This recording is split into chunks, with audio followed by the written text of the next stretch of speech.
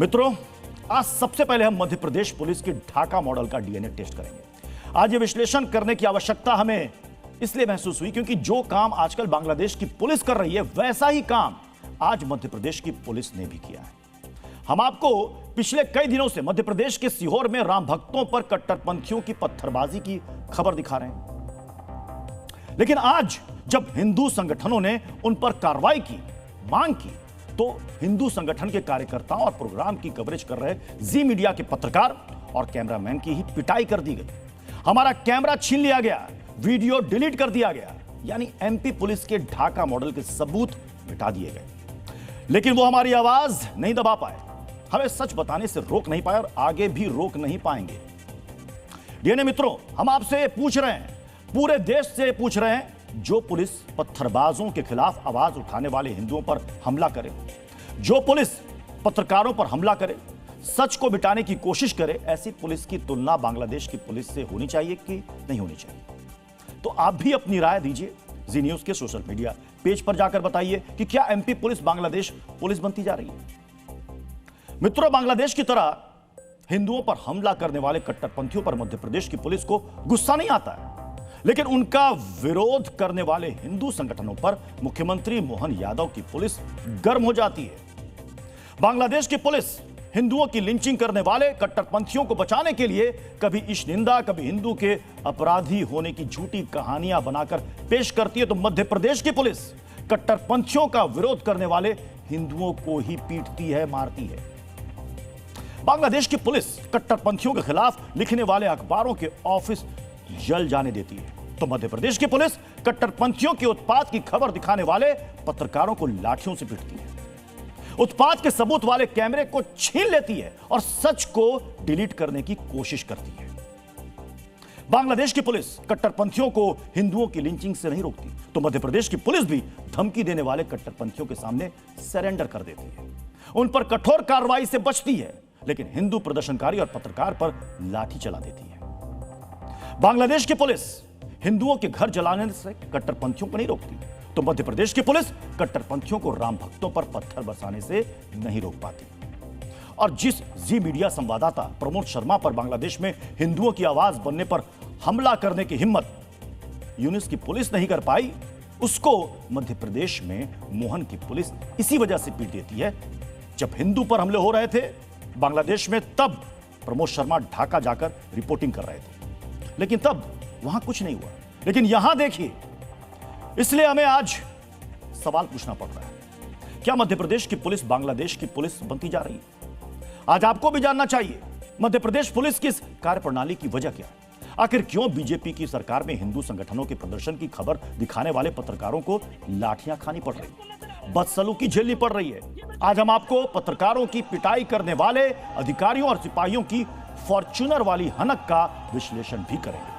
ये पुलिस वाले आजकल कट्टरपंथियों की खबर दिखाने से आग बबूला मध्य प्रदेश पुलिस के नए पोस्टर बॉय हैं। यकीन मानिए, इनकी राजसी शान ठाठ देखकर आप भी चकाचौंध हो जाएंगे।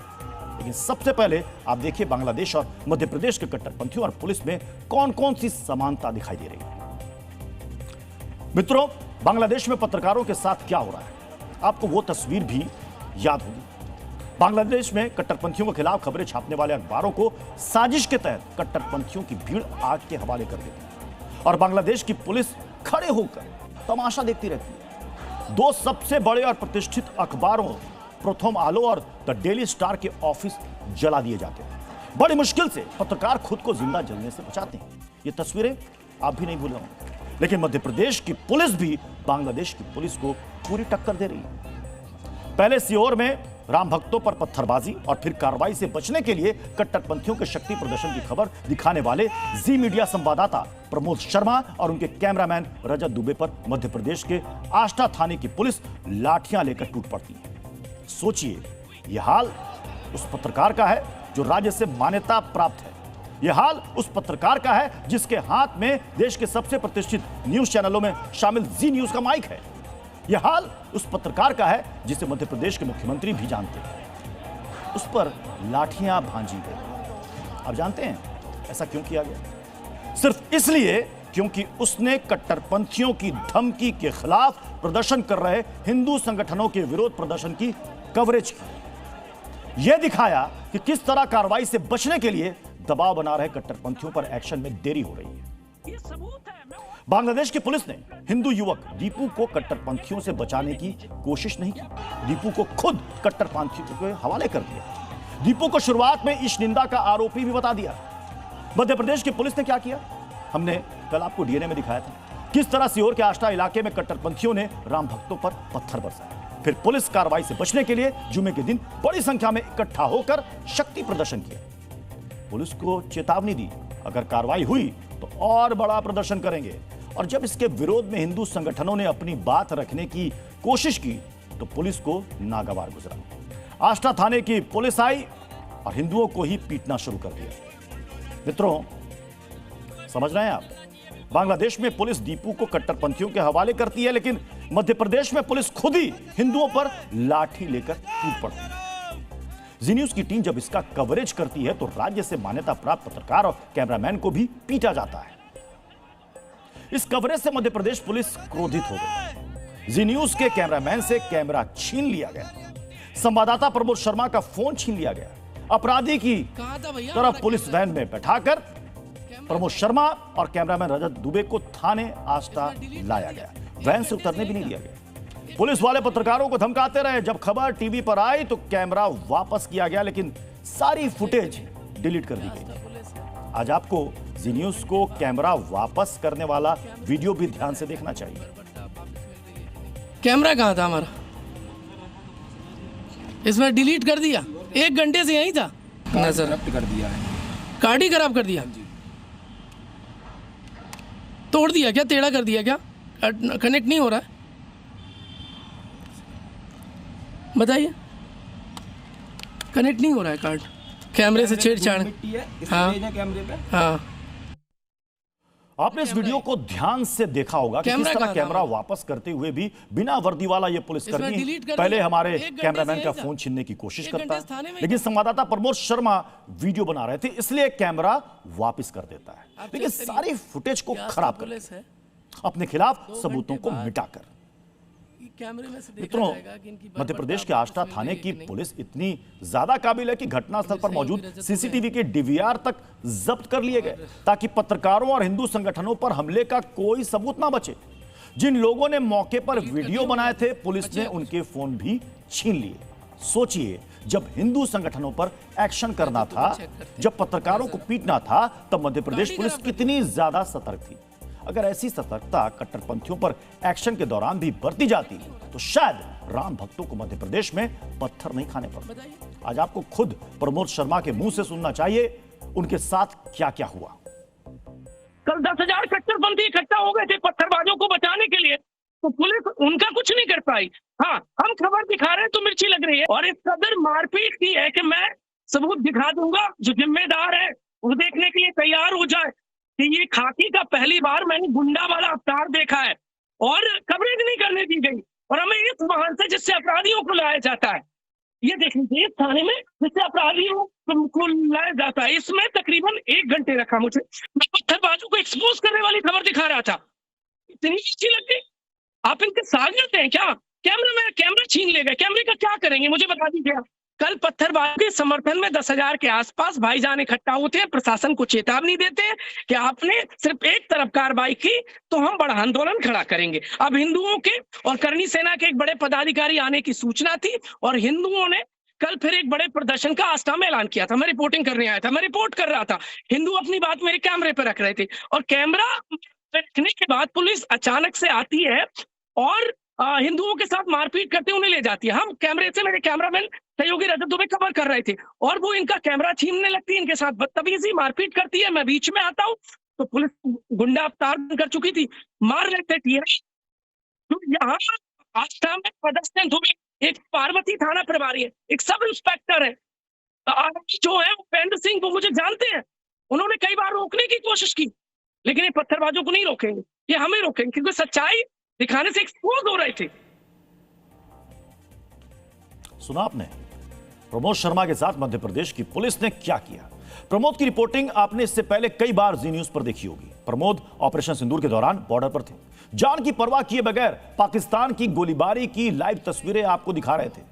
प्रमोद शर्मा हिंदुओं पर हिंसा के बाद बांग्लादेश में इसकी कवरेज करने गए, कट्टरपंथियों की हिंसा की तस्वीरें दिखाई, बांग्लादेश के हिंदुओं की आवाज आपको सुनाई, लेकिन बांग्लादेश में वहां की पुलिस और कट्टरपंथियों ने भी उनके साथ वो सलूक नहीं किया जो आज उनके गृह राज्य मध्य प्रदेश की पुलिस ने उनके साथ कर दिया।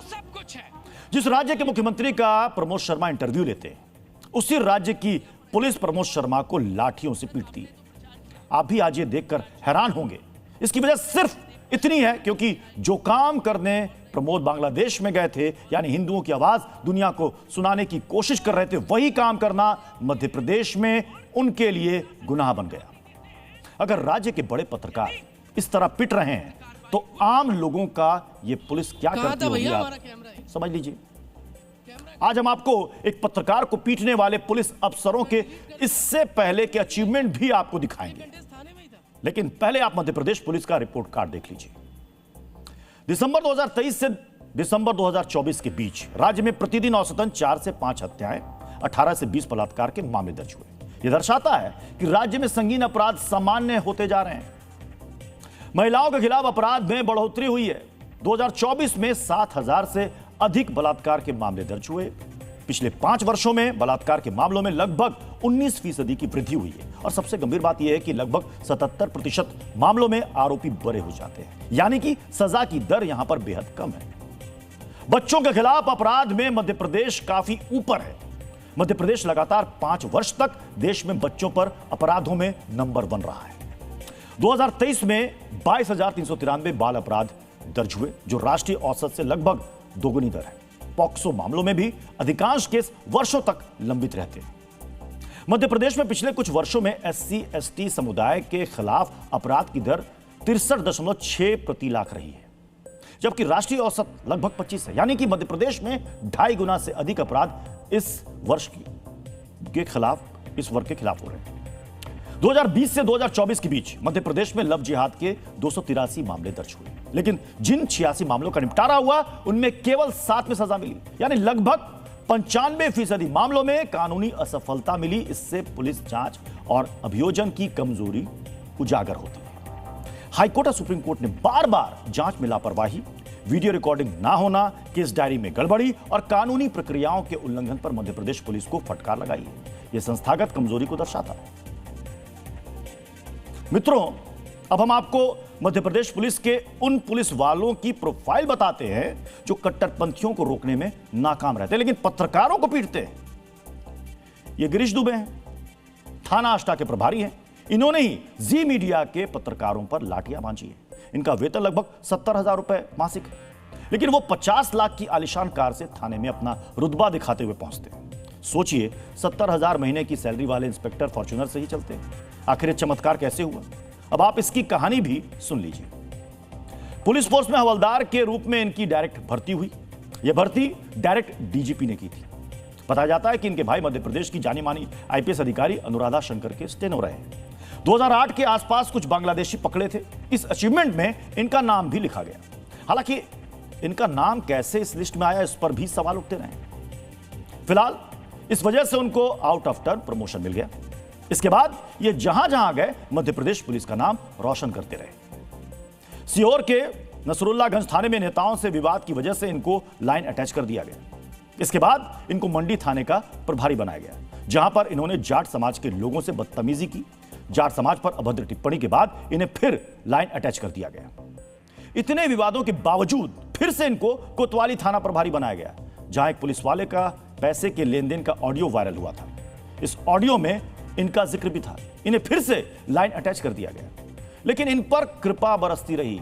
अब इनको आष्टा थाना मिला है तो कट्टरपंथी यहां पर उत्पात कर रहे हैं और इंस्पेक्टर गिरीश दुबे पत्रकारों को पीट रहे हैं और मध्य प्रदेश पुलिस का नाम रोशन करने में कोई कमी नहीं छोड़ रहे हैं। अपराधी इनके काबू में नहीं है और राज्य सरकार से मान्यता प्राप्त विदेशों में रिपोर्टिंग कर चुके और राष्ट्रवादी पत्रकारों का चेहरा इनको पसंद नहीं है। सोचिए, मध्य प्रदेश में इतने विवादित इंस्पेक्टर को बार बार थाना मिलता है, उसको पुरस्कृत किया जाता है और इस पुलिस वाले की शान और शौकत तो ऐसी है जैसे मध्य प्रदेश के डीजीपी की भी नहीं, क्योंकि वो जिस इनोवा कार से चलते हैं उसकी कीमत लगभग 20 लाख है। शायद इसी काबिलियत को देखते हुए मध्य प्रदेश में इतने विवादित इंस्पेक्टर को बार बार थाना दिया गया होगा। जी मीडिया संवाददाता प्रमोद शर्मा को पीटने के बाद गिरीश दुबे जिस थाने में लेकर गए, वहां पर एक टोयोटा फॉर्च्यूनर गाड़ी खड़ी थी जिस पर बड़े बड़े शब्दों पर पुलिस लिखा हुआ था। फॉर्च्यूनर गाड़ी के टॉप मॉडल की कीमत लगभग 50 लाख रुपए होती है। जब जी न्यूज ने पता किया तो मालूम चला कि इस गाड़ी का इस्तेमाल थाना प्रभारी गिरीश दुबे करते हैं। सोचिए, मध्य प्रदेश पुलिस के टीआई की सैलरी 70,000 रुपए के आसपास होती है और वो 50 लाख की कार से सफर कर रहे हैं। इसमें पेट्रोल भरवाते हैं, गाड़ी को मेंटेन करते हैं। ऐसा मध्य प्रदेश पुलिस इंस्पेक्टर कैसे कर पाते हैं, इसकी जानकारी मुख्यमंत्री मोहन यादव को भी होनी चाहिए। इससे वो प्रदेश का बजट और अच्छे ढंग से बना सकते हैं। इस इंस्पेक्टर की संपत्तियों और कारनामों के बारे में जी मीडिया को कई और सूचनाएं मिली, जिनकी जानकारी हम आपको बहुत जल्द देंगे। लेकिन पहले आप थाने में खड़ी पुलिस वालों की आलीशान गाड़ियों के बीच इस टोयोटा फॉर्च्यूनर पर हमारी ग्राउंड रिपोर्ट देखिए। आष्टा में पदस्थ थाना प्रभारी गिरीश दुबे का ये वाहन है। ये किसी व्यापारी, नेता या मंत्री का नहीं, पर ये चकमक लाइट जो आपको नजर आ रही है, ये नीली और लाल कलर की, ये यदि आप लगा लें तो आपके ऊपर हजारों रुपए का दंड है। पर जब थाना प्रभारी महोदय लगा के चलते हैं तो शान बढ़ जाती है। और ये गाड़ी आप देखेंगे तो ये उसी पर गिरीश दुबे जो इस थाना के थाना प्रभारी हैं और बेवजह लोगों पर लठ भांजते हैं अपने साथियों के साथ मिलकर, तब उन्हें यह नहीं लगता कि वे इस गाड़ी पर सवार होकर कैसे जनता को रोंदने का काम करते होंगे। पर आप ये तस्वीर देखेंगे तो आष्टा थाने पर ही यह गाड़ी वाहन खड़ा हुआ है। आप ये दूर तस्वीर देखेंगे और ये वाहन का जब नंबर देखेंगे आप तो नंबर भी यहाँ का नहीं है, क्योंकि थाना प्रभारी चल रहे हैं, कौन रोकेगा। ये नंबर है दिल्ली पासिंग। और आप ये देखिए तस्वीरों में, मैं कहूँगा कि ये नंबर दिखाएं कि ये जो गाड़ी है ये दिल्ली पासिंग गाड़ी है और आज भी जिससे ली है दिल्ली से उसी के नाम पर रजिस्टर्ड है, क्योंकि चोरी ना पकड़ा जाए। देखा आपने, मीडिया की नजर में आ गई तो कैसे फॉर्च्यूनर गाड़ी को गायब करवा दिया गया। लेकिन आज आपको इस कार को खरीदने और मेंटेन करने के खर्च के बारे में कुछ और बातें भी जाननी चाहिए। अगर 70,000 की सैलरी पाने वाला अपनी सैलरी खर्च ना करे तो भी उसे फॉर्च्यूनर खरीदने में 7 साल लगेंगे। 70,000 सैलरी वाले को बैंक इतनी महंगी कार के लिए लोन नहीं देगा। और फॉर्च्यूनर कार चलाने का महीने का खर्च 25 से 30,000 रुपए महीना है। यह कमाल मध्य प्रदेश पुलिस कैसे कर रही है, मुख्यमंत्री मोहन यादव को भी पता करना चाहिए। वैसे गिरीश दुबे का एक पुराना वीडियो भी सामने आया है, आज आपको उसे भी ध्यान से देखना चाहिए और सुनना चाहिए। आज आप सभी मेहमान जो बाहर अन्य जिले या अन्य प्रदेश से पधारे हैं और हमारे प्रिय चांद हाफिज जी एवं उनकी टीम के द्वारा जो आपका इस तरीके से इस्तकबाल करके और इतनी अच्छी व्यवस्था, हम तो पहले भी तारीफ कर चुके हैं। एक कार्यक्रम हुआ था, अच्छा बड़ा कार्यक्रम हुआ था, उसमें भी आपकी टीम ने बहुत ही अच्छा हमारा सहयोग किया। गिरीश दुबे के यहां पर आयोजन करवाने वाले चांद हाफिज की टीम से काफी अच्छे संबंध लग रहे हैं। क्या इसका पत्थरबाजी करने वालों से भी कोई संबंध है? जांच तो इसकी भी होनी चाहिए। 70,000 की सैलरी में फॉर्च्यूनर कैसे चल रही है, जांच इसकी भी होनी चाहिए। इंस्पेक्टर हरीश दुबे को कट्टरपंथियों का सजा दिलाने की मांग इतनी बुरी क्यों लगी, जांच तो इसकी भी होनी चाहिए। पत्रकार को लाठी मारने वाले दूसरे पुलिस वालों का नाम हरिशंकर परमार है। इनका ऑफिस में पैसा लेते एक वीडियो वायरल हुआ था, जिसके बाद इनको भी लाइन हाजिर किया गया था।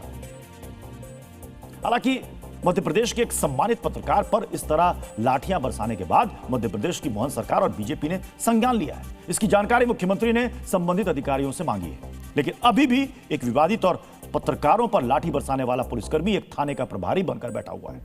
ऐसे में सही जांच कैसे होगी और क्या ऐसे पुलिस वालों के भरोसे क्षेत्र की सुरक्षा छोड़ी जा सकती है, यह सवाल अभी भी बना हुआ है। डीएनए मित्रों, अब हम बांग्लादेश में यूनुस राज में कला पर भारी कट्टरता का विश्लेषण करेंगे। यूनुस राज में कला और कलाकारों पर लगातार हमले हो रहे हैं, जबकि कट्टरपंथियों को पूरी छूट मिली हुई है। गुरुदेव रविन्द्रनाथ टैगोर ने कहा था कि कला का कोई धर्म नहीं होता, वो तो मानव हृदय की अभिव्यक्ति है। इस विचार के मुताबिक कला किसी धर्म, जाति या सीमा से बंधी नहीं होती, बल्कि सर्वव्यापी और मानवीय होती है। लेकिन मोहम्मद यूनुस के नए बांग्लादेश में कला अपराध की श्रेणी में आ गई है। यहां कला और कलाकारों को कट्टरपंथी चुन चुनकर निशाना बना रहे हैं। बांग्लादेश के फरीदपुर में मशहूर रॉक स्टार जेम्स के कार्यक्रम में यही हुआ। एक स्कूल की सालगिरह के मौके पर आयोजित जेम्स के कॉन्सर्ट में अचानक कट्टरपंथियों की एंट्री हो गई। जेम्स के स्टेज पर आने से पहले ही कट्टरपंथी वहां पर पहुंच गए। इसके बाद उन्होंने वहां मौजूद दर्शकों को निशाना बनाना शुरू कर दिया। हालात पूरी तरीके से बेकाबू हो गए। सवाल यह कि क्या बांग्लादेश में अब सिर्फ कट्टरपंथियों की चलेगी? क्या यूनुस के नेतृत्व में कट्टरपंथी बेकाबू हो गए? इस सवालों को डिकोड करने से पहले आपको जेम्स के कॉन्सर्ट में हुए हंगामे की वीडियो रिपोर्ट देखनी चाहिए। राजधानी ढाका से करीब 120 किलोमीटर दूर फरीदपुर में एक स्कूल की सालगिरह का कार्यक्रम चल रहा था। रात 9:30 बजे के करीब अचानक वहां पर कुछ लोग पहुंच गए और हंगामा करने लगे। कुछ ही देर में इन लोगों ने पत्थरबाजी भी शुरू कर दी। इन कट्टरपंथियों ने वहां मौजूद छात्रों और आयोजकों पर कुर्सियां भी उछाली। अचानक हुए इस हमले के बाद वहां पर अफरा तफरी मच गई। लोग जान बचाकर कॉन्सर्ट से भागने लगे। कोई कुछ समझ नहीं पाया कि आखिर उन्हें निशाना क्यों बनाया जा रहा है। अगर जेम्स उस वक्त स्टेज पर होते तो वो भी इन कट्टरपंथियों का निशाना बन जाते। बाद में जेम्स और उनके बैंड के सदस्यों को किसी तरह सुरक्षा घेरे में वहां से निकाला गया। इस हंगामे और हमले में 20 से ज्यादा लोग घायल हो गए। हंगामे के बाद कानून व्यवस्था बनाए रखने के लिए जिला प्रशासन के आदेश पर जेम्स को कॉन्सर्ट रद्द करना पड़ा। जेम्स के कॉन्सर्ट में आए हजारों लोगों को मायूस होकर लौटा। डीएनए मित्रों, अब आपको रॉकस्टार जेम्स के बारे में भी जानना चाहिए, जिनके कॉन्सर्ट में कट्टरपंथियों ने हंगामा किया। 61 साल के जेम्स का असली नाम फारूक महफूज अनम जेम्स है। जेम्स बांग्लादेशी रॉक बैंड नगर बाउल के प्रमुख गायक, गीतकार और गिटार वादक हैं। जेम्स ने गैंगस्टर, वो लम्हे और लाइफ इन ए मेट्रो जैसी कई हिट हिंदी फिल्मों में भी गाने गाए। डीएनए मित्रों, बांग्लादेश के कट्टरपंथियों ने अपने ही देश के गायक जेम्स के कॉन्सर्ट में हंगामा मचाया है। लेकिन ज्यादा दिन नहीं बीते जब इसी बांग्लादेश में पाकिस्तानी गायक आतिफ असलम ने कॉन्सर्ट किया था। उस दौरान कोई हिंसा नहीं हुई, कोई कट्टरपंथी हंगामा करने नहीं पहुंचा। 15 दिसंबर को ढाका के यूनाइटेड कन्वेंशन सेंटर में हजारों लोगों की मौजूदगी में आतिफ असलम ने कंसर्ट किया।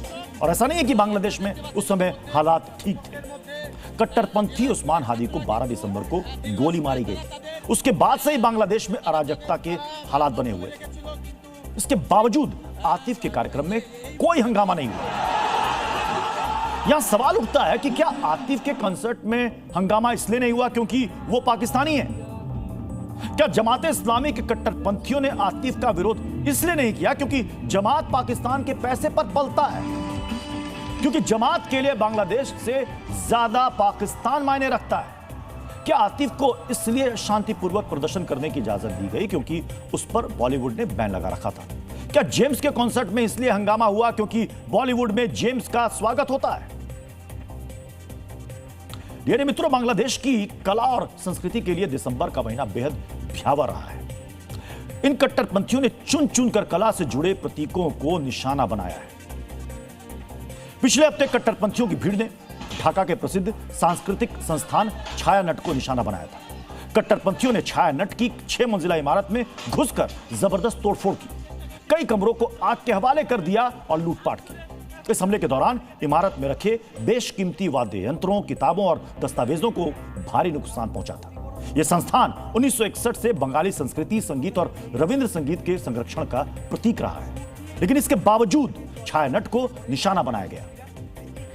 छाया नट पर हमले के अगले ही दिन कट्टरपंथियों ने बांग्लादेश के एक और प्रमुख संस्थान उदीची शिल्पी गोष्ठी को निशाना बनाया। इस संस्थान का उद्देश्य संगीत, नृत्य और लोक संस्कृति के जरिए बांग्लादेश में धर्मनिरपेक्ष और प्रगतिशील समाज का निर्माण करना है।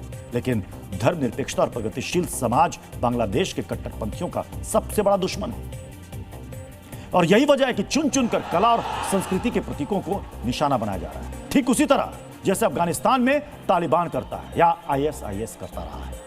जैसे तालिबान और आईएसआईएस को संगीत और कला पसंद नहीं है, ठीक उसी तरह बांग्लादेश में इन कट्टरपंथियों को संगीत और कला से नफरत है। इन्हें बांग्ला कला और संस्कृति से कोई मतलब नहीं है। और यही वजह है कि वो बांग्लादेश की सांस्कृतिक, भाषाई और राष्ट्रीय पहचान के सबसे प्रमुख प्रतीक रविन्द्रनाथ टैगोर जी को भी निशाना बनाते हैं।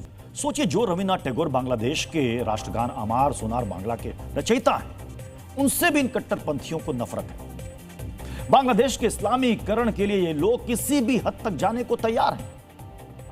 मोहम्मद यूनुस की सरकार इन कट्टरपंथियों पर कोई लगाम नहीं लगाएगी, यानी इनकी तकरीर लगातार चलती रहेगी। लेकिन कला संस्कृति को बढ़ाने वाले कॉन्सर्ट कट्टरपंथियों के इशारे पर रोके जाएंगे। पुलिस वहां हाथ पर हाथ धरे बैठी रहेगी। डीएनए मित्रों, बांग्लादेश का सिस्टम कट्टरपंथ में बदल चुका है। बांग्लादेश की सरकार मजहबी कट्टरता की सरकार बन चुकी है। वही बांग्लादेश के मदरसे बम फैक्ट्री में बदल चुके हैं। हम ऐसा क्यों कह रहे हैं, इसके लिए आपको ढाका में हुए एक ब्लास्ट की खबर जाननी चाहिए। ढाका के किरानीगंज में एक मदरसे की बिल्डिंग में जोरदार धमाका हुआ। धमाके से मदरसे की बिल्डिंग के कई कमरों की दीवारें उड़ गई। छुट्टी के दिन धमाका होने की वजह से मदरसे में पढ़ने वाले बच्चे तो बच गए, लेकिन मदरसा के भीतर रहने वाले एक शिक्षक का परिवार इसकी चपेट में आ गया। महिला और बच्चे समेत कुल 4 लोग इस धमाके में घायल हुए। जब पुलिस की टीम छानबीन के लिए मदरसा पहुंची तो वहां से केमिकल और बम बनाने के दूसरे सामान मिल गए। सोचिए, जो पढ़ाई लिखाई की जगह है वहां बम बनाने का काम चल रहा था, और यहीं से बम लेकर कट्टरपंथी अपना आतंक फैलाते हैं, हिंदुओं पर हमला करते हैं, कलाकारों को निशाना बनाते हैं और कला से जुड़े संस्थानों पर फोड़ते हैं। लेकिन जमाते इस्लामी के प्रिय मोहम्मद यूनुस ने इन घटनाओं को लेकर आंख मूंद ली है। उनका एकमात्र एजेंडा सिर्फ भारत विरोधी भावनाओं को बढ़ावा देना है। बांग्लादेश में कला और कट्टरपंथ के बीच मुकाबले के बाद अब हम आपको बांग्लादेश का वो विश्लेषण दिखाने जा रहे हैं जिसके केंद्र बिंदु में है मोहम्मद यूनुस के तख्तापलट की आशंका। डीएनए के 26 दिसंबर के संस्करण में हमने आपको बताया था कि किस तरह यूनुस को कुर्सी पर बैठाने वाले छात्र नेता उनकी सरकार से दूरी बना रहे हैं। आज हम आपको बांग्लादेश में तेजी से फैलते उस आंदोलन की तस्वीरें दिखाने जा रहे हैं जिसके निशाने पर है मोहम्मद यूनुस की सरकार। यूनुस के तख्तापलट से जुड़े इस विश्लेषण को समझने के लिए आपको सबसे पहले ढाका से 24 घंटे पहले आई तस्वीरों पर हमारी वीडियो रिपोर्ट बेहद गौर से देखनी चाहिए। ढाका का शाहबाग चौक, रात का अंधेरा, और इस अंधेरे को चीरती सुनाई देती है हादी हादी की आवाज। ये उन्मादी भीड़ बांग्लादेश के कट्टरपंथी छात्र नेता उस्मान हादी के समर्थकों की है, जो हादी की हत्या पर जल्द से जल्द और ठोस कार्रवाई चाहते हैं। उस्मान हादी को 12 सितंबर को गोली मारी गई थी। 6 दिन बाद यानी 18 दिसंबर को उसकी मौत हो गई थी, लेकिन 15 दिन बाद भी उस्मान हादी को मारने वाले फैसल करीम और आलमगीर शेख तक पुलिस नहीं पहुंच पाई है। इसी वजह से हादी के समर्थक यूनुस सरकार से नाराज हैं। इस नाराजगी की पहली तस्वीर हादी के जनाजे में सामने आई थी, जब हजारों लोग उसके लिए आखिरी नमाज पढ़ने के लिए जमा हुए थे और हादी के हत्यारों को पकड़ने के लिए पहली मांग की थी। इतनी भारी भीड़ जमा होने से ही यूनुस को समझ जाना चाहिए था कि कथित छात्र आंदोलन की आड़ में उस्मान हादी बांग्लादेश के कट्टरपंथी हलकों में अपनी पैठ बना चुका है। यही वजह थी कि हादी के जनाजे में अंसार उल बांग्ला टीम जैसे आतंकी गुट के दहशतगर्द भी शामिल हुए, लेकिन यूनुस इस माहौल को भांपने में चूक गए। इसी का नतीजा है कि ढाका के शाहबाग चौक पर हादी समर्थकों ने आंदोलित होकर यूनुस को सीधा चैलेंज दिया। हादी समर्थकों ने उसकी मौत के बाद यूनुस सरकार पर संगीन इल्जाम भी लगाए हैं। यूनुस सरकार पर पहला बड़ा आरोप यही है कि फरवरी के चुनाव टालने के लिए सरकार ने ही हादी का मर्डर कराया ताकि देश में अस्थिरता फैल सके और उस अस्थिरता के नाम पर चुनाव टाले जा सके। हादी का सगा भाई ये आरोप लगा चुका है कि हादी की मौत के पीछे जो तत्व हैं, उनका यूनुस सरकार से सीधा संपर्क है। हादी के हत्यारों को पकड़ने की मांग करने वाले इनकलाबी मोर्चे का इल्जाम है कि पुलिस ने जांच में कोताही बरती है। हादी समर्थकों का मोर्चा सिर्फ ऊपरी चेहरा है। दरअसल इस कथित आंदोलन के पीछे जमाते इस्लामी जैसे कट्टरपंथी गुट हैं, जो आंदोलन की आड़ में यूनुस को बेदखल करके अपनी पकड़ मजबूत करना चाहते हैं। हादी समर्थकों का एक कथित आंदोलन 26 दिसंबर की रात को शुरू हुआ था और यह 27 दिसंबर को भी जारी रहा। लगातार सड़क पर बैठकर कट्टरपंथी हादी के समर्थक यूनुस को सीधा संदेश दे रहे हैं, अगर हादी के हत्यारों को नहीं पकड़ा गया तो शेख हसीना के साथ जो हुआ था वही मोहम्मद यूनुस के साथ भी हो सकता है। जिस शाहबाग चौक पर हादी समर्थकों का हुजूम जमा है उसका अपना एक इतिहास है। अब हम आपको शाहबाग चौक का यही इतिहास बताने जा रहे हैं, जो पैगाम देता है कि जब जब इस चौक पर भीड़ तंत्र के कदम पड़े हैं तो बड़े बदलाव हुए हैं। 1971 में शेख मुजीबुर रहमान ने इसी चौक से स्वतंत्र बांग्लादेश के लिए अपील की थी, जिसका नतीजा हुआ कि पाकिस्तान के 2 टुकड़े हुए और ईस्ट पाकिस्तान को बांग्लादेश के तौर पर नई पहचान मिली। साल 2013 में इसी चौक पर 1971 के युद्ध अपराधियों को सजा देने के लिए आंदोलन किया गया था, जिसके बाद पूर्व रजाकारों को सलाखों के पीछे ठूंस दिया गया था। शेख हसीना का तख्ता पलट करने वाले कथित छात्र आंदोलन का जनक भी यही शाहबाग चौक ही है। एक बार फिर इसी शाहबाग चौक से सत्ता और सिस्टम को चुनौती दी जा रही है और यही वजह है कि लोग मानकर चल रहे हैं कि शाहबाग चौक से ही यूनुस के तख्ता पलट का सफर भी शुरू होगा। बांग्लादेश की यूनुस सरकार इन दिनों पाकिस्तान और मुनीर को अपना आका मानकर बैठी है। अब हम उस आसमानी चुनौती का विश्लेषण करेंगे जो मुनीर फौज के सामने खड़ी होती दिख रही है। यह आसमानी चुनौती टीटीपी यानी तहरीके तालिबान पाकिस्तान की तरफ से मिलने वाली है। टीटीपी अब आसिम मुनीर की फौज पर दोगुनी गति से एयर स्ट्राइक करने की तैयारी में है। टीटीपी के लड़ाके अब पाकिस्तानी सेना की तरह एक एयरफोर्स विंग बनाने वाले हैं। जब टीटीपी अपना विस्तार करते हुए एयरफोर्स बना रहा है, तब मुनीर की सेना बिस्किट और कॉर्नफ्लेक्स बनाने में व्यस्त है।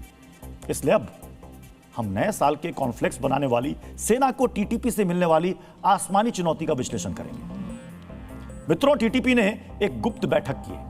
इस बैठक में संगठनात्मक परिवर्तन पर मुहर लगी है। नए साल यानी कि 2026 का प्लान भी सार्वजनिक किया गया है। सभी सैन्य जोन के नेतृत्व में बदलाव किए गए। नए कमांडर को नई जिम्मेदारी दी गई है। एहसानुल्लाह ईपी को साउदर्न मिलिट्री जोन का प्रमुख बनाया गया है। सेंट्रल मिलिट्री जोन में हिलाल गाजी को डिप्टी हेड बनाया गया है। इस नेतृत्व परिवर्तन के बीच जिस एक निर्णय ने आसिम मुनीर की नींद उड़ा दी है, वो है एयरफोर्स यूनिट। टीटीपी के पास एक डेडिकेटेड एयरफोर्स यूनिट होगी। इसकी कमान सलीम हक्कानी के पास रहेगी। टीटीपी की एयरफोर्स यूनिट 2026 के अंत तक पूरी तरह से ऑपरेशनल हो जाएगी। टीटीपी अगर वाकई ऐसा कर पाने में कामयाब रहता है तो आसिम मुनीर के लिए यह बेहद मुश्किल होगा। आने वाले साल में आतंकी हमलों में बेहिसाब बढ़ोतरी हो सकती है। वैसे भी 2025 में टीटीपी ने आसिम मुनीर की फौज के नाक पे दम कर रखा है। मित्रों, आप भी ये जानना चाहते होंगे कि टीटीपी कैसे अपनी एयरफोर्स यूनिट बनाएगा। क्या कोई प्रतिबंधित संगठन अपनी एयरफोर्स बना सकता है? क्या अब टीटीपी के पास भी फाइटर जेट होंगे?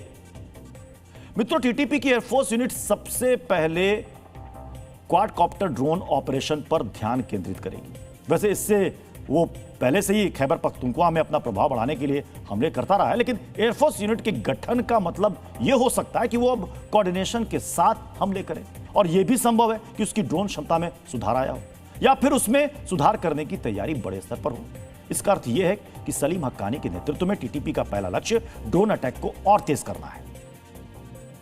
मित्रों, इस साल टीटीपी ने खैबर पख्तूनख्वा प्रांत में 54 से ज्यादा ड्रोन हमले किए। ये हमले नॉर्थ वजीरिस्तान और बन्नू इलाकों में हुए। सिर्फ बन्नू में ही 20 ड्रोन हमले हुए, जिसमें 9 आम लोग मारे गए जबकि 19 पुलिस वाले घायल हुए। ये जितने भी ड्रोन अटैक हुए थे, टीटीपी ने वो सभी कमर्शियल क्वाडकॉप्टर ड्रोन से किए थे। इन चाइनीज ड्रोन में विस्फोटक लगाकर पाकिस्तानी सुरक्षा बलों पर हमले किए गए। लेकिन अब जब एयरफोर्स यूनिट बन गई है तो संभव है कि सैन्य ड्रोन से हमले और ज्यादा बढ़ जाएं। लेकिन बड़ा सवाल है कि टीटीपी को सैन्य ड्रोन कहां से मिलेगा, क्योंकि अंतर्राष्ट्रीय कानून के तहत सिर्फ संप्रभु देश ही आधिकारिक तौर पर एयरफोर्स चलाने की इजाजत रखते हैं। इस हिसाब से कानूनन टीटीपी ना तो ड्रोन खरीद सकता है, ना ही वो फाइटर जेट खरीद सकता है। इसके बावजूद टीटीपी ने एयरफोर्स यूनिट बनाने का ऐलान किया तो मुनीर कैंप में खलबली मच गई। ऐसा क्यों हुआ, उसे ऐसे समझिए। जो आसिम मुनीर टीटीपी की एयरफोर्स से डरा हुआ है, वो खुद आतंकियों का पोषण करने के लिए कुख्यात है। वन वर्ल्ड आउटलुक की रिपोर्ट के मुताबिक मुनीर ने लीबिया की बागी लिबियाई नेशनल आर्मी को JF-17 लड़ाकू विमान, एडवांस टैंक और भारी सैन्य साजो सामान बेचने की करीब 33,500 करोड़ की सीक्रेट आर्म्स डील की है। संयुक्त राष्ट्र सुरक्षा परिषद ने लीबियाई नेशनल आर्मी के साथ किसी तरह के हथियार की खरीद बिक्री पर बैन लगा रखा, लेकिन अपने फायदे को देखते हुए मुनीर ने लीबिया में गृह युद्ध की ताक में बैठे लीबियाई नेशनल आर्मी को हथियार बेच दिए।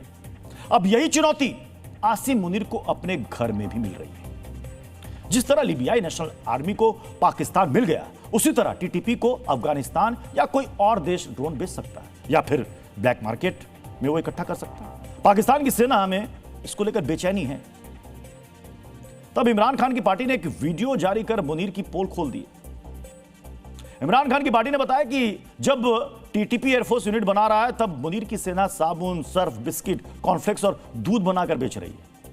मेरी बाईं तरफ जो आप झांकी देख रहे हैं, इसे इमरान खान की पार्टी के कार्यकर्ता ने जारी किया है। इसमें वो तमाम सामान है जो पाकिस्तान की सेना बनाती है और फिर उसे आम लोगों को बेचती है। इसलिए पाकिस्तान में मुनीर की सेना को कारोबारी भी कहा जाता है। लेकिन इस वीडियो के जारी करने का समय बहुत महत्वपूर्ण है। मित्रों, पाकिस्तान के लिए टीटीपी बहुत बड़ी चुनौती बन गया है। वो अफगान तालिबान की तरह इस्लामाबाद पर कब्जा करना चाहता है। टीटीपी खुद को पाकिस्तानी राज्य के खिलाफ रक्षात्मक जिहाद करने वाला मानता है और दावा करता है कि पाकिस्तान का वर्तमान संविधान और व्यवस्था इस्लामिक नहीं है।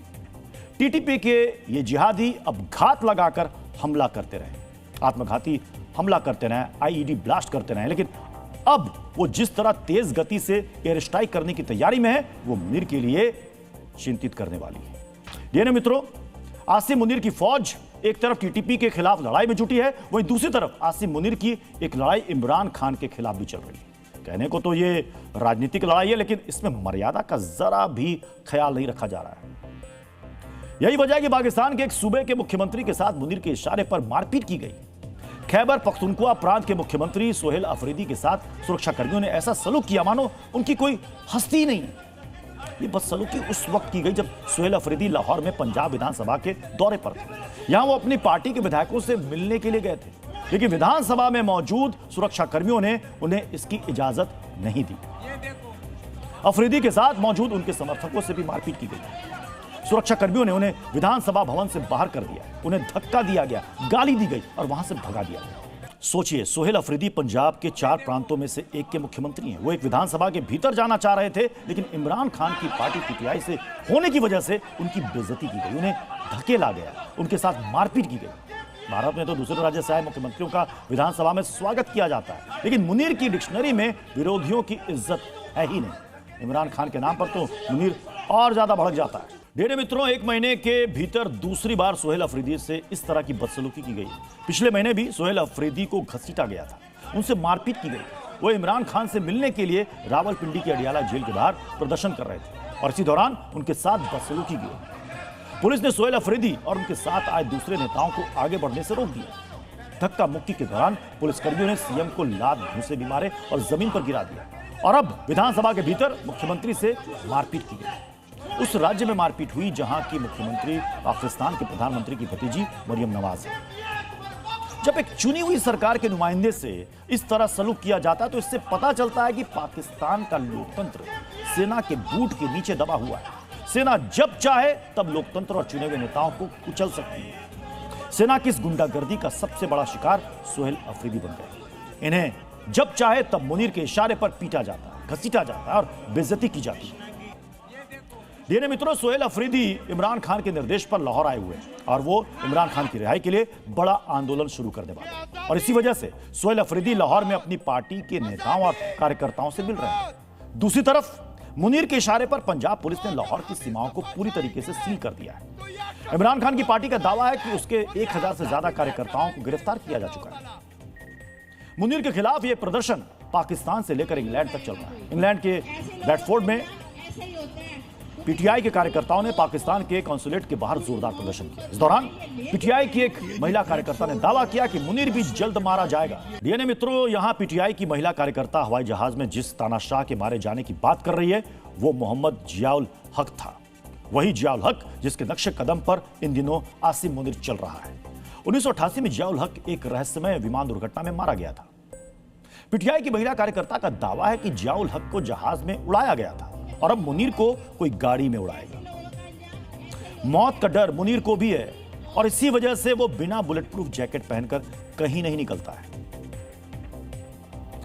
और अब जिस खबर का विश्लेषण करने वाले हैं वो हर उस कट्टरपंथी की आंखों में चुभने वाला है जिन्हें गाजा का अत्याचार तो दिखता है, लेकिन बांग्लादेश में हिंदुओं के साथ क्रूरता नहीं दिखती। यह उन सभी धर्मांधों को बेचैन कर देगा जिनकी संवेदना धर्म, क्षेत्र और देश को देखकर जगती है, जो फिलिस्तीन में बर्बरता पर तो छाती पीटने लगते हैं, लेकिन बांग्लादेश में हिंदुओं के साथ हुई निर्दयता उन्हें मात्र एक घटना लगती है। मित्रों, अतिवादियों की नई पौध तैयार करने वाले संक्रमित सोच के मौलानाओं को आईना दिखाने के लिए आज राष्ट्रवादी मुसलमान सड़क पर उतरे। सेलेक्टिव सोच वाले इच्छाधारी मानवतावादियों की आंखों से पट्टी उतारने के लिए लखनऊ से लेकर मुंबई तक मानवता के साथ अपनी आवाज बुलंद की, जिन्होंने बताया कि हिंदुस्तान में धर्मनिरपेक्षता का असली मतलब क्या होता है। इसलिए आज हम फिलिस्तीनी प्रेमी गैंग के हिमायती कट्टरपंथी मौलानाओं की आंखें खोलने वाले प्रदर्शन का विश्लेषण करेंगे। मित्रों, हमारी बाईं ओर जो आप तस्वीर देख रहे हैं वो मुंबई की है, जहां बांग्लादेश में हिंदुओं के साथ हुए अत्याचार के खिलाफ मौलानाओं का प्रदर्शन हुआ।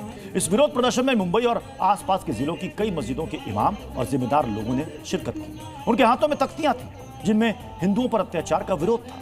ये लोग न सिर्फ बांग्लादेश के हत्यारे कट्टरपंथियों का विरोध कर रहे थे, बल्कि ये उन गाजा प्रेमी गैंग को भी संदेश दे रहे थे जिनकी सहानुभूति धर्म देखकर जगती है। राष्ट्रवादी मौलानाओं ने देश के मिलावटी विचारों वाले मौलानाओं को क्या संदेश दिया, वो जरूर ध्यान से सुनना चाहिए।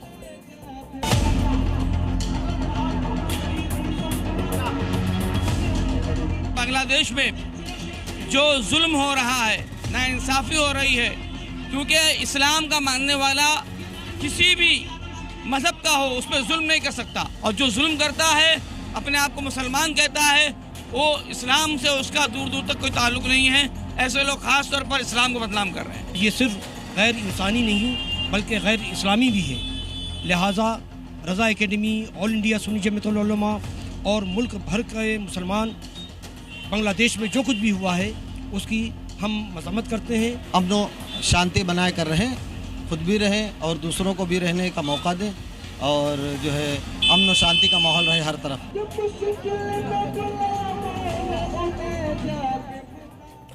जिस तरह मुंबई में मौलाना बांग्लादेशी अत्याचारियों के खिलाफ सड़क पर उतरे थे, उसी तरह लखनऊ में भी धर्मनिरपेक्ष मुसलमान प्रदर्शन कर रहे थे।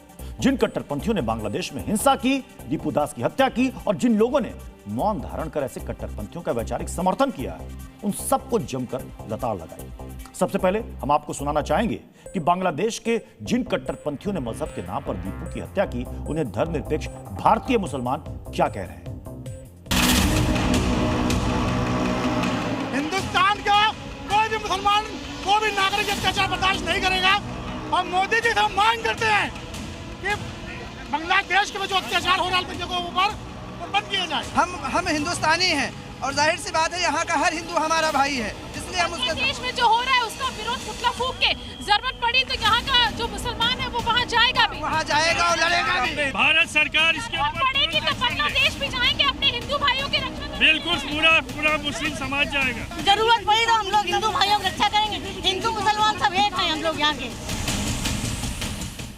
लखनऊ के राष्ट्रवादी मुसलमानों के शब्द कट्टरपंथियों को शूल की तरह चुभेंगे, उन धर्मांधों को बेहिसाब दर्द देंगे जो बांग्लादेश में मॉब लिंचिंग के क्रूरतम रूप को देखकर भी सिर्फ इसलिए खामोश है, चुप हैं क्योंकि दीपू एक बांग्लादेशी हिंदू था और मारने वाला मुसलमान। ये उन साजिद रशीदी जैसे कैमरा प्रेमी मौलानाओं को भी बेचैन कर देगा जो कैमरे पर आकर कट्टरपंथी हत्यारों की टोली की ये कहते हुए समर्थन करते हैं कि इश्क जिंदा करने की वजह से दीपू मारा गया, जिनका खून सिर्फ गाजा के नाम पर खौलता है। उन्हें लखनऊ के मौलानाओं को आज जरूर सुनना चाहिए।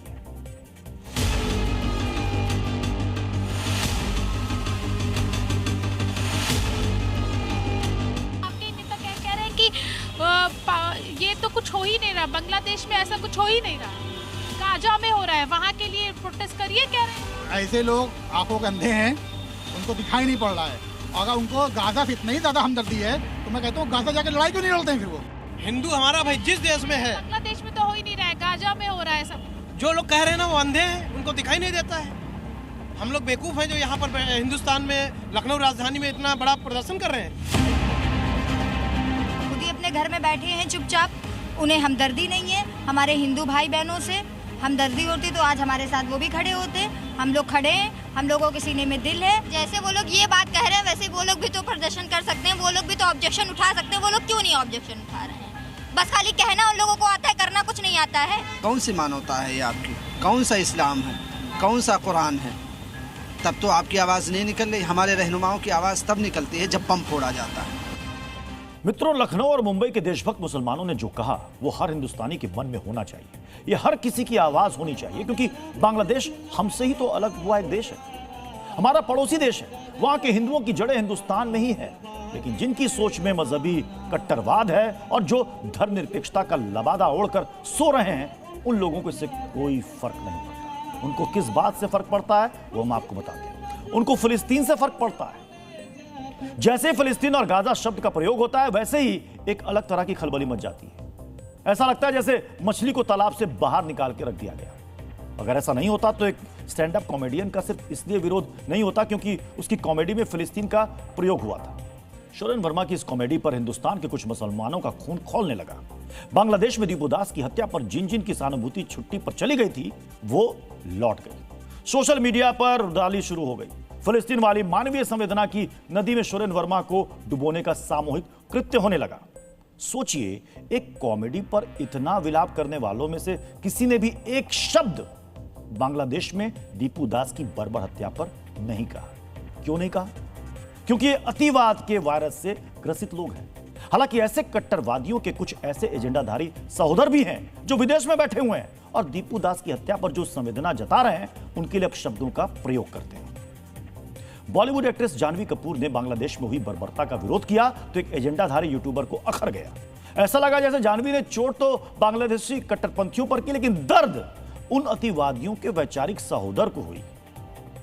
उस एजेंडाधारी यूट्यूबर ने जानवी कपूर के लिए शब्दों की मर्यादा का पिंडदान कर दिया। जब फजीहत हुई तो सफाई का पुलिंदा पेश करने लगा।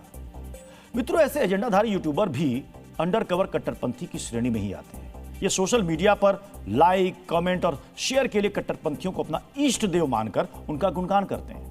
गाजा और फिलिस्तीन का गाना गाकर अपने इष्ट देव की आरती उतारते फिरते हैं। लेकिन हिंदुओं पर हत्या के बाद न सिर्फ चुप्पी साध जाते हैं, बल्कि जो बोलता है उस पर अशोभनीय टिप्पणी भी करते हैं ताकि उनके आराध्य प्रसन्न रहें, खुश रहें। ऐसे ही एजेंडाधारी यूट्यूबर और उनके वैचारिक सहोदर कट्टरपंथियों को लखनऊ और मुंबई के मौलानाओं ने सड़क पर उतरकर जवाब दिया है। डीएनए की शुरुआत में हमने आपसे पूछा था, हिंदुओं पर और पत्रकारों पर हमला करने वाली मध्य प्रदेश की पुलिस क्या बांग्लादेश की पुलिस बनती जा रही है? करीब 62% लोगों ने इस सवाल का जवाब हां में दिया है। यानी 62% लोग कह रहे हैं हां, एमपी पुलिस का कृत्य बांग्लादेश की पुलिस जैसा ही है। डीएनए में अब आज का संदेश, साधारण जीवन उनका होता है जो केवल जीने आते हैं, मुश्किलें उनकी होती हैं जो इतिहास बदलने आते हैं। तो डीएनए में अब आपको जय हिंद कहने का समय आ गया है। जय हिंद। डीएनए में सोमवार को आपसे फिर मुलाकात होगी। तब तक के लिए अपना ख्याल रखिए, सुरक्षित रहिए और मुस्कुराते रहिए। धन्यवाद।